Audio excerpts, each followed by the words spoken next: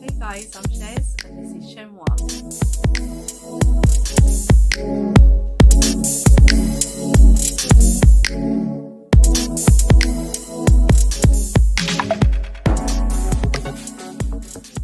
Hey everyone, Happy New Year.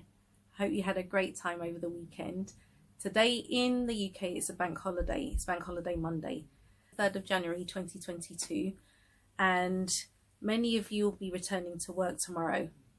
The intensity, the anxiety, the stress levels that increase as you get closer to Monday. The struggle is real, I understand. So we're going to explore that today, and we're going to find out why you hate your job and how to overcome that. Before I came on, I did a little bit of research just to demonstrate that you're not the only person feeling the way you're feeling right now. Here it is. Okay guys, so at the top of the page I've typed in the search bar statistics on people who hate their jobs, and the first thing that's come up is from staffsquared.com on why 85% of people hate their jobs. It says a global poll conducted by Gallup has uncovered that out of the world's 1 billion full-time workers, only 15% of people are engaged at work. That means that an astronomical 85% of people are unhappy in their jobs. Let's look at some other searches. What percentage of people hate their jobs? Let's click into that one. 50% of workers dislike their job. Okay. Another one. How common is it to hate your job? Roughly 70% of people are reportedly dissatisfied with their careers. Let's have another one. Is it normal to hate your job? Many people hate something or other about their work. Wow, look at this one. Why do I hate work so much? The answer is usually because you feel stuck in some way. Might explore that. How can I live without working? Let's see this one. Okay, here's how I make a good living without working full time. Okay, so someone's done a blog, The Penny Hoarder, and listed different ways to generate income without actually working full time. That's proactive. That's really good. I like that. But generally, guys, as you can see, people are looking for ways to get out of a job they absolutely despise. Is that you? How long has that been you? And are you willing to change? So today, my Instagram post was entitled Change. And it says, change, pushing yourself out of your comfort zone to live the life that you want. When you hear the word change, what springs to your mind? Does it fill you with dread, or does it fill you with excitement? You look forward to change, or do you shun change as much as you possibly can? Do you avoid it like the plague? Like I said, today's a public holiday, but tomorrow is the return to work for many people, and it's business as usual. Let's just pretend for a moment that something that still exists, business as usual. But consider this. The majority of those people feel nauseous right now at the thought of returning to work. The majority of those people are unfulfilled in their jobs and just about tolerate the people they work with. However, the majority of those people remain in those jobs that they despise because it's a familiar setting and the pay, however inadequate, is guaranteed each month for their contribution. The majority of those people are too scared to take the risk to pursue the unfamiliar because they want to avoid at all costs the pain that comes with unfamiliarity. Coming out of your comfort zone is not an easy process by any means. It causes high levels of anxiety and stress.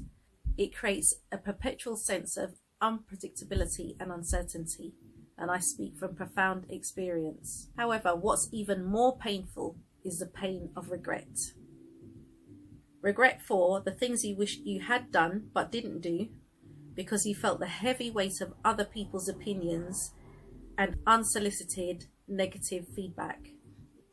Regret for not pursuing what you wanted because it required too much effort or fear kept you paralysed. Regret for making the cemetery a wealthier place because you were too afraid to enrich the world with the skills you were blessed with.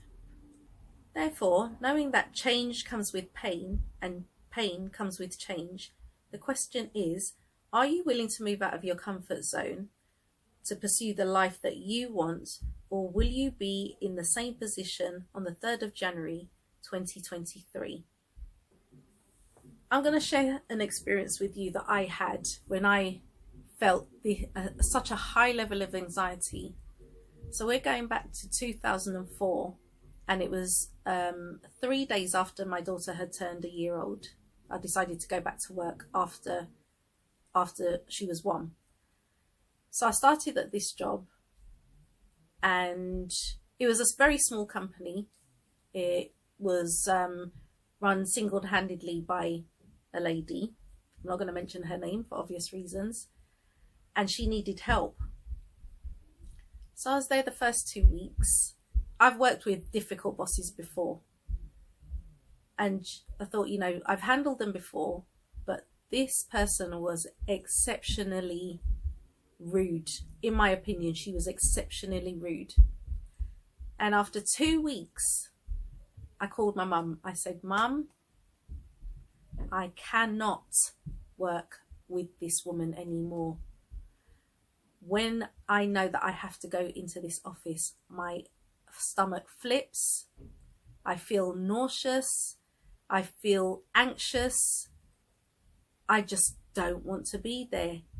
The job seems interesting, but this woman, Mum, I can't deal with her. And do you know what my mum said? She said, just stick it out for a little while longer. You never know what's going to happen. I was like, okay. Because as old as I am, I still listen to my mum. So at the time, I would have been in my early 30s. Yeah. Around 33 when I started this job.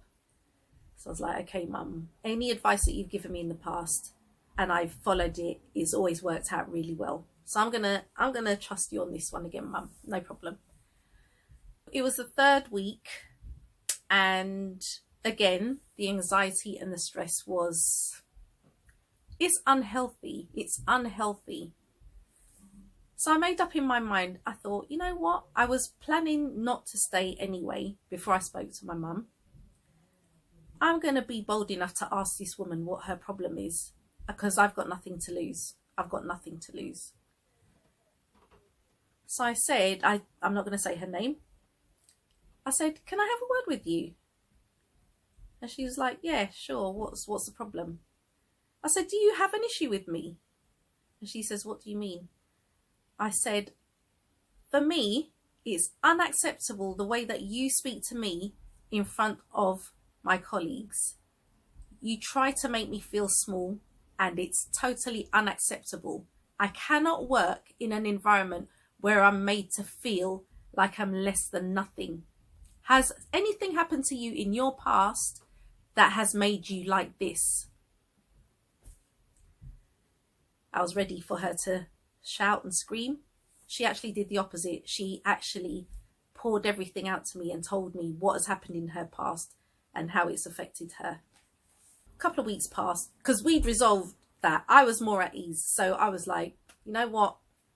I had to look at her as a human being, not as a boss who can intimidate me. I had to look at her as a human being with feelings and emotions and insecurities. That's how I viewed her from going forward.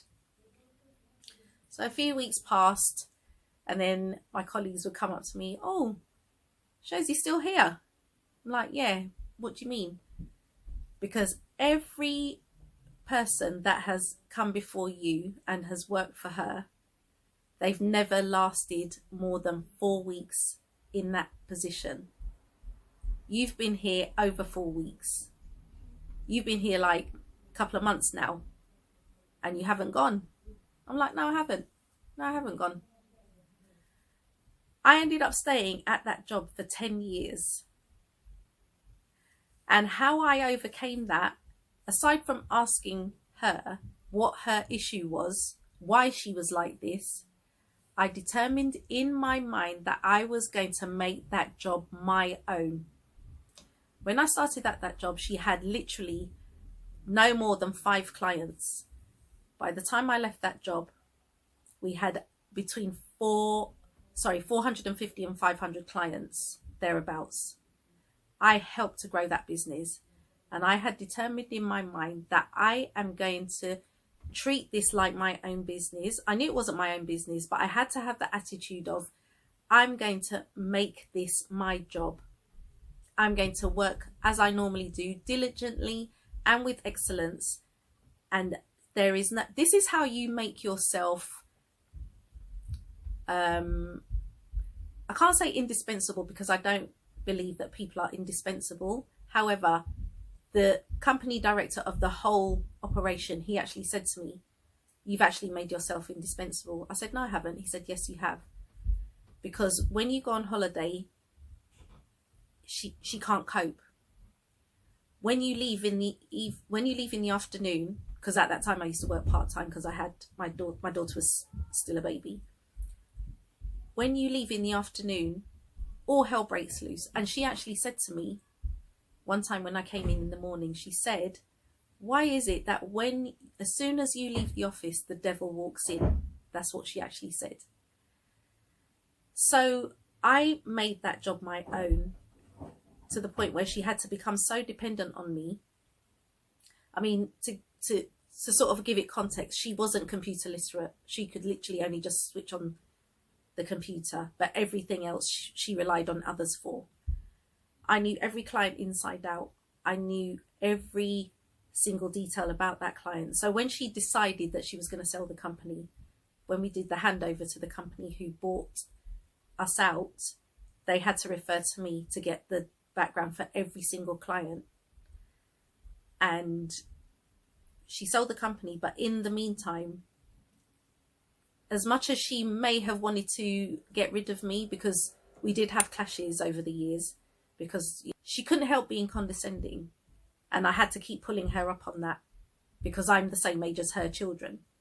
And I said, "You can't speak to me like that. I am not 5 years old. I'm in my early 40s. I'm the same age as your children, and you would never speak to them like that. So please do not speak to me like this. If you wish to discuss something with me, you simply have to take me into another room or speak to me privately, not in front of my colleagues where you're trying to belittle me, because for me that is unacceptable. I will not accept it." So we did have our clashes over the years, and I did respect her as a person who I could learn from, and I learned a lot from her. But as I tell my daughter, as I tell my sister, as I tell my people that are close to me, do not allow your boss to have power over you. Learn your job inside out. Don't just go to your job and say, "Oh yeah, I've got a job. I'll do the bare minimum because I know I'm going to get paid at the end of the month." You're doing yourself a disservice, because that's actually lazy. And if you're doing that, there's no way your employer's going to look at you as a valuable asset. They'll look at you like a liability to that company.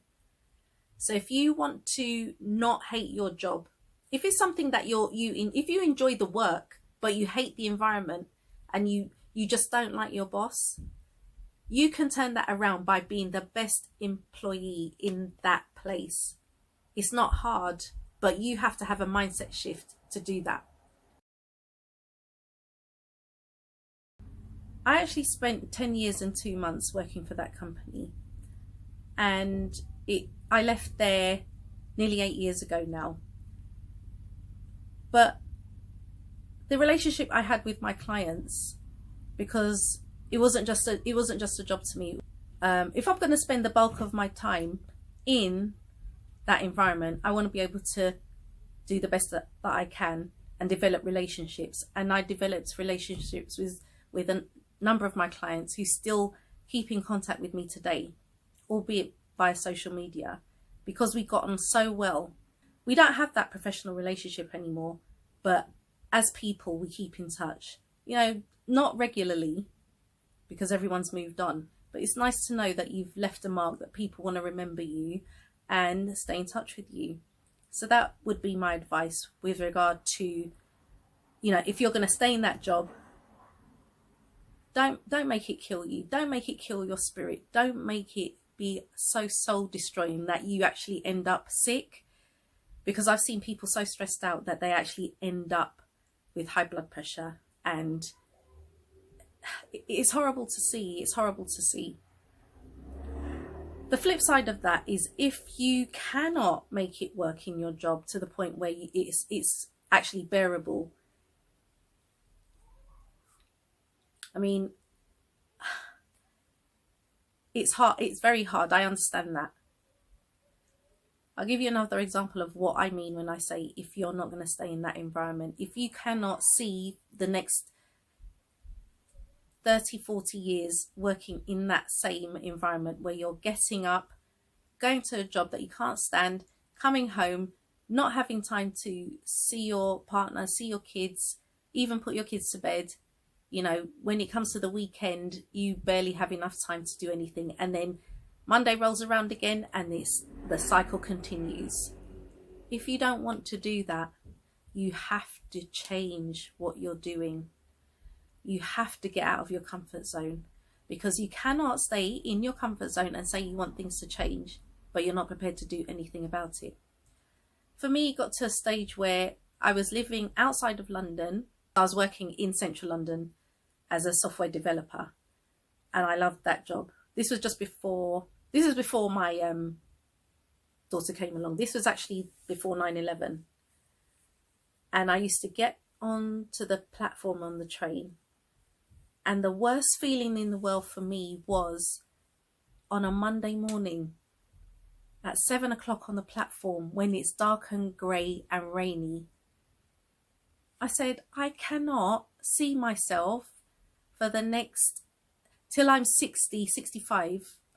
I can't see myself doing this. This is not the life for me. This is not what I want. There has to be more to life than this. There has to be. So that's when I started investigating other ways to make money. So I looked at work from home businesses. I ended up in multi-level marketing. Now that's a big swear word to a lot of people, but I actually enjoyed it, and I did make money from that, and it allowed me to have my time back. It gave me flexibility, and it allowed me to have my time back.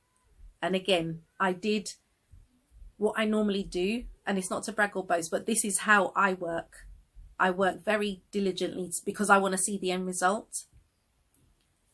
And again, I got on so well with my customers. I built up a very healthy client base within a short space of time, and did better than people that were before me, to the point where it allowed me to, when I lived in America, I could still do that, because I could work remotely as long as I had an internet connection. And that's how a lot of people are working today. It's the 3rd of January 2022. This time next year, are you going to be in exactly the same position, or are you going to take that first step to change the trajectory of your life? I heard someone say, Dr. Miles Monroe actually, he's passed now, but he asked the question, what is the wealthiest place on earth? And people were saying, oh, it's America, it's China, all these different places where there's vast amounts of wealth. He said, no, none of those are the wealthiest place on earth. The wealthiest place on earth is the cemetery, because it's buried with people who did not, they've taken their gifts with them. They've taken their skills with them. They've never shared them with the world, so they didn't enrich the world. They didn't share what they were blessed with. There are books that haven't been written, songs that haven't been sung, films that haven't been produced. They've all gone to the grave because people were too scared to share what they had. And a lot of that is down to fear of rejection, fear of criticism, fear of failure. just fear. You look at someone like Richard Branson. Richard Branson has had multiple business failures. He's a billionaire today. He had multiple business failures, but he got up and he went again. He went again and again and again and again. He didn't just give up and say, oh, this is too hard. Life is hard. Life is hard. Life is full of pain. But the biggest pain is the pain of regret. Because you will always look back on your life and say, what if? What if I had taken that opportunity?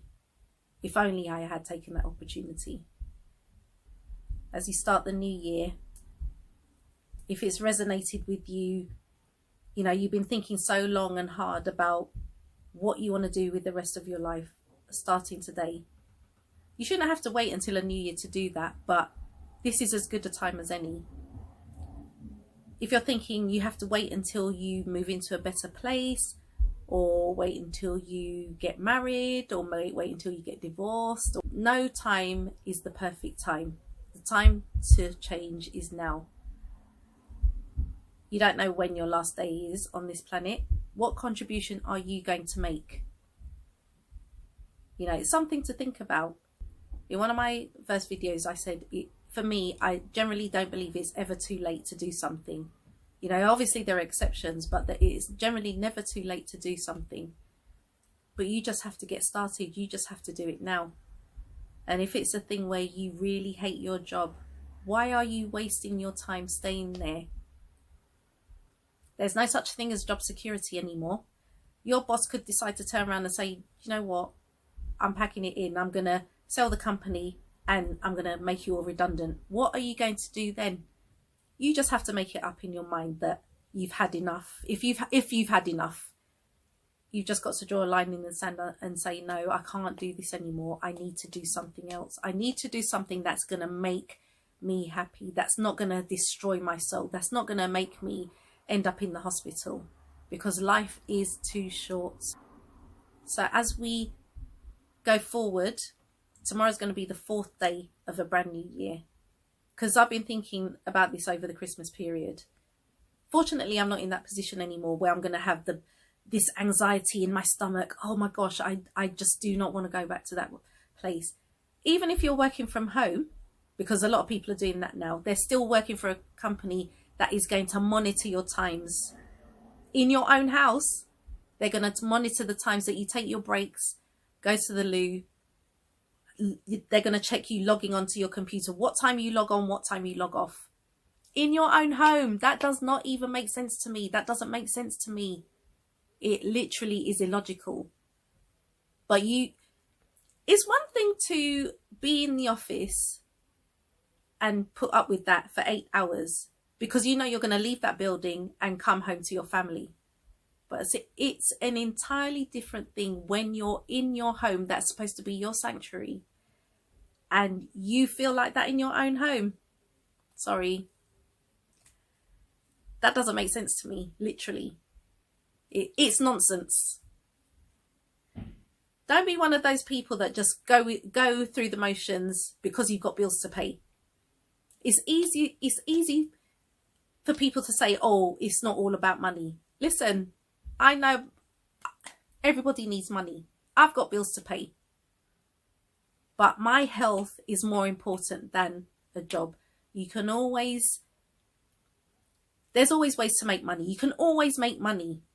Even if you have to shine someone's shoes. I don't think people do that anymore. But let's just, for argument's sake, say that's something that people do.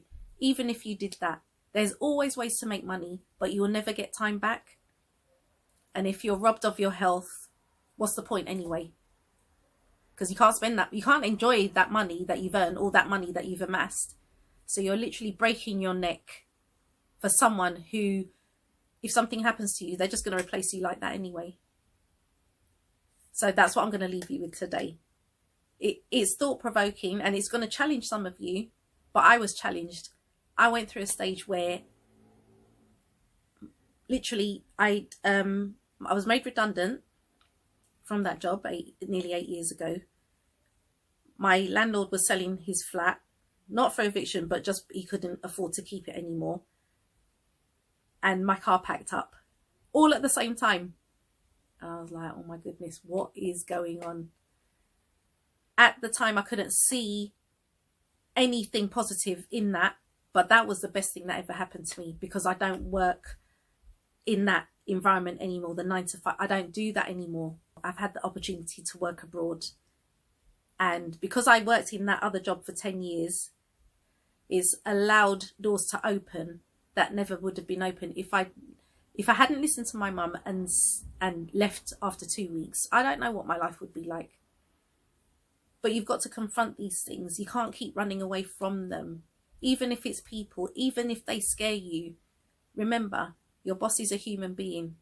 They've got to eat, they've got to use the loo, they've got to cry, they've got everything that you experience, they experience. And when you look at that person like a human being, they can never have that power over you ever again. So I'm going to leave the video here. If you like this video, give it a thumbs up. If you want to see more videos coming up, click subscribe and hit the notification bell. I'd like to wish you Happy New Year once again. Thanks for watching today. I'll see you in the next video. Bye for now.